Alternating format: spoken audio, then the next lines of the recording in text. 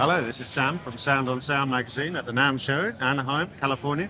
I'm on the Beyerdynamic stand with Philip. Hello, Philip. Hi. Lovely to meet you. Yeah, nice seeing you here. We're standing in front of a very impressive array of microphones, which are sort of at once new microphones and old microphones. So tell us about the new M series. So the new M series products are actually, to explain it a little further, we have here the M Pro X products. So you see it here behind us. It's the M90 Pro X and the M70 Pro X, aiming for the content creator market.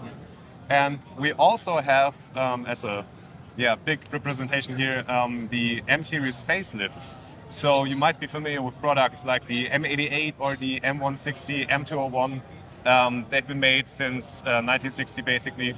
And we refreshed the design a little bit. We kept all the classic components.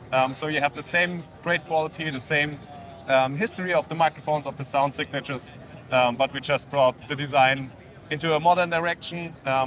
You will see it in a minute. It's aligned perfectly. And we also brought back some classic designs like the silver meshes of the microphones. So also for the people who want to have the vintage character of the mics, they will get that now.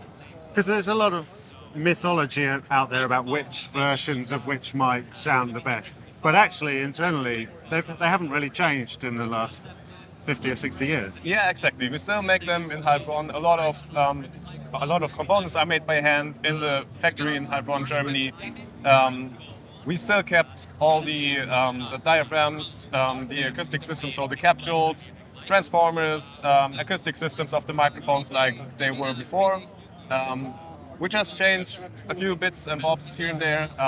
As I said, like the meshes and the colors. Also the colors of the switches of the MC930, for example, to match everything and also to make it a little bit smoother in production. So a great result for us, and I think also the end user will really enjoy the cosmetics because it's going back to a state where a lot of people said like it was the perfect era for the microphones.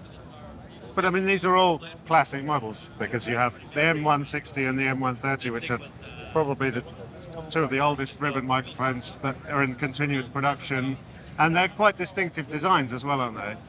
Yes, exactly. I mean, most of all distinctive because they are really small. Like most of the ribbon microphones you can see out there are quite big in terms of how to manufacture the ribbon design. And this is actually a design from 1957. And the approach was to have a smaller ribbon element and then layered over each other. So it's a double ribbon microphone actually. This is due to having more output than with just one single ribbon element. And the purpose of this was actually to have it as an interview microphone or to have it for speech applications. Because back in the 50s, like the broadcast usage of the microphones was really a focus. And this design, like with the small form factor and handheld version, is perfect for interview situations. But right today, you would use a condenser microphone or another movie coil microphone, but this was the intended use actually. And it turns out it's great on instruments.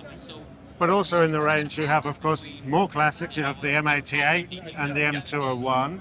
Are there any further mics? Sorry? What are the other mics in the range? The other mics in the range would be the MC930, which is not a vintage microphone in that regard. It was introduced, I think, in the 2000s or late 1990s. It's a small condenser, small diaphragm condenser microphone, true condenser, also made in Heilbronn in Germany, made by hand for the most part. Has a really neutral and refined sound, and this is also something we brought up with the design language. Also, we have the MM1 measurement microphone, also not a vintage microphone, but still a nice honorable mention in the lineup because it's a very reliable measurement microphone that you can get from the home studio measurement up to the stage measurements. It can do everything like that.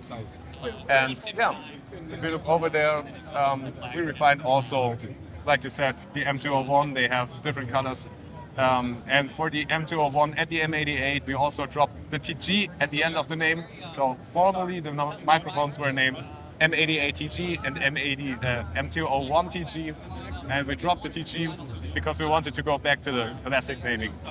But they're still internally the same microphones that they always have been. Exactly. Amazing. Well, I find it kind of reassuring that you can still buy an M88 or an M160 and have it be exactly the same as it always was, and still sounding great. Yes, that's true. I mean, we kind of present it as the vintage microphones that you can get as for today with current manufacturing processes and everything. But all the elements are the same, and even a lot of handwork or a lot of elements made by hand still. Products with a lot of character. Yeah. So when will these new versions be available? Availability is planned for Q4 this year.